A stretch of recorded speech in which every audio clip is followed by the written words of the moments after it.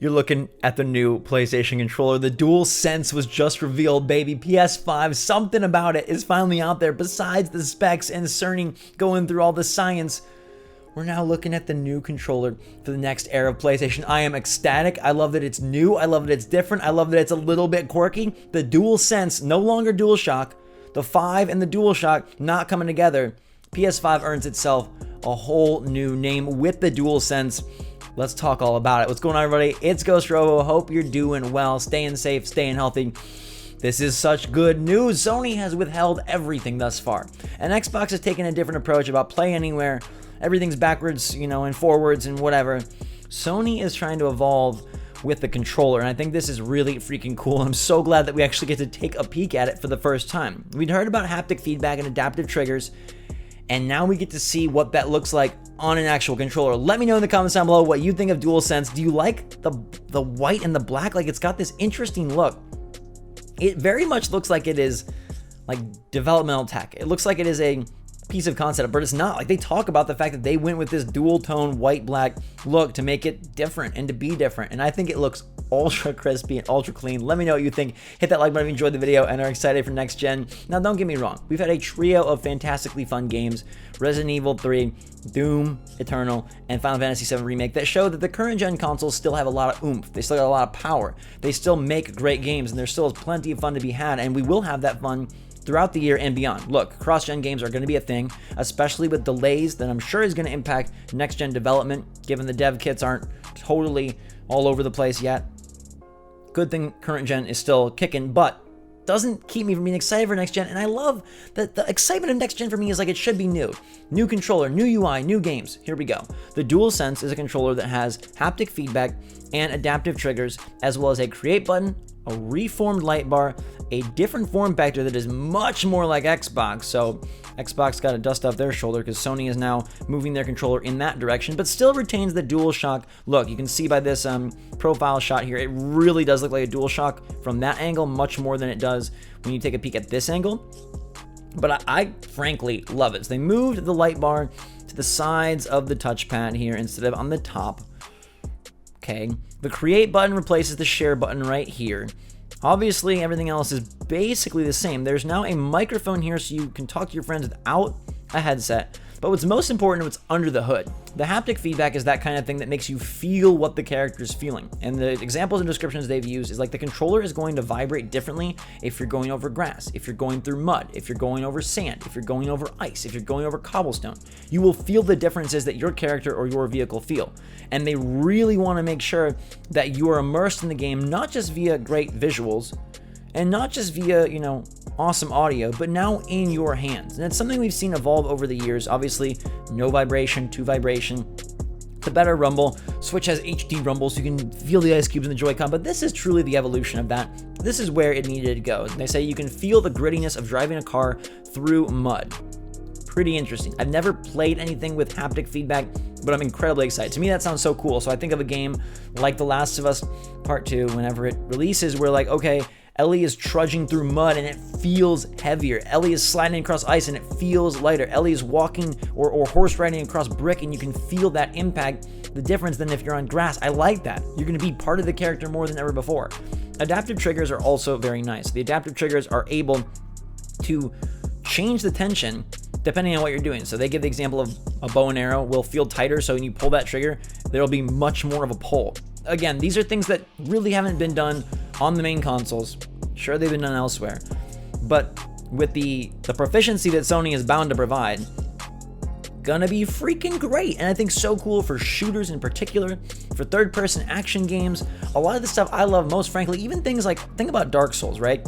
Being able to carry the heft of your sword, heavier armor, maybe it vibrates differently, maybe it feels different when you freaking pull the trigger to swing a different type of weapon. You're gonna be able to feel that it's a heavier weapon. That sounds awesome to me. That's the kind of stuff that I dream about when I think of next gen. Not just playing the same games with better graphics, but how do you step forward the experience? And Sony is at least making that move. They said it was quite the challenge. They went through hundreds of different iterations. They said that they wanted to maintain a strong battery life and also lessen the weight with the new features because they're packing a bunch in, so they really worked to make sure that Everything fit without giving a bulky feel.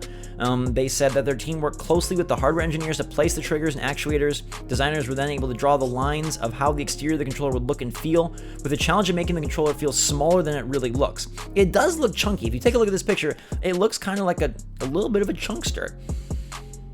Again, it's very Xboxy in that way, but I like this picture because I think that shows that it still is a slim form factor. They talk about colors specifically. They say traditionally our base controllers have a single color. As you can see, we went with a different direction, decided on a two-tone design. Additionally, we changed the position of the light bar, as I mentioned. On the DualShock 4, it's on top. Now it sits at the side of the touchpad, giving it a slightly larger look and feel. Now that's interesting. To me, it looks smaller. It looks more subtle, but they're saying it's a larger feel. To me, I think like being on the top where it could, basically be a flashlight. To me, this looks smaller.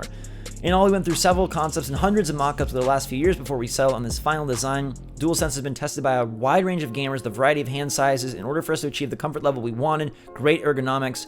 Our goal with DualSense is to give gamers the feeling of being transported into the game world as soon as they open the box. That's music to my ears. I mean, again, we got to see the games, and now with E3 officially canceling even their digital event, don't know when that's going to happen. Sony was never a part of it, so not like they were going to show up anyways.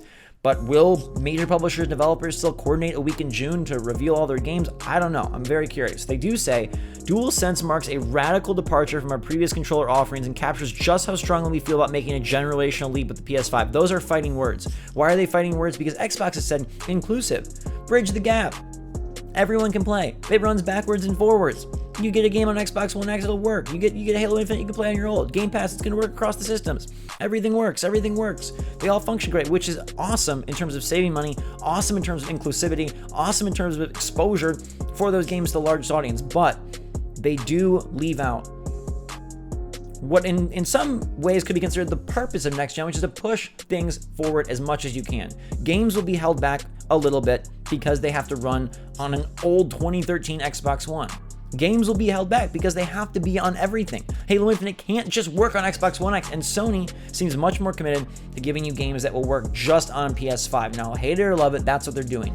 But when Jim Ryan, President and CEO of Sony Interactive Entertainment, shows how strongly we feel about making a generational leap with PS5, you know that they're going to try and establish the PlayStation 5 as the true next-gen console. It may not have the same teraflop power, but it is going to be the box that is trying to look farthest forward in terms of gameplay and design, rather than, hey, let's make sure that this works across so many years, so many systems. Which side do you like better? Which side works out better eventually? I don't know. Games are games. They can be great even if their graphics are limited. They can be great even if they don't have haptic feedback. Of course, there might be better games on Xbox. There might be better games on PlayStation. But Sony is definitely looking for a more forward-facing approach. The new controller, along with the many innovative features in PS5, will be transformative for games, continuing our mission at PlayStation to push the boundaries of play now and in the future. To the PlayStation community, I want to truly thank you for sharing this exciting journey with us as we head towards PS5's launch in holiday 2020. We look forward to sharing more information about PS5, including the console design, in the coming months. Boom, in the coming months. Okay, so we're going to get it soon. They're not going to save it for September or October. Holiday 2020 still talked about. People all over Twitter are speculating, will this get delayed? Will these next-gen consoles be delayed? And I don't think that they will. I think games will be delayed, but I think Sony and Microsoft have so much riding on this. I think they were already going to be in limited supply. I think hopefully by the holiday season, production lines will reopen and things will be a bit more normal. I don't think these things are getting pushed. I think they're launching this year. There's too much riding on it for these companies. Plus, all the insiders are all saying, yes, they're happening. Games, yeah, delays. Consoles, they're coming.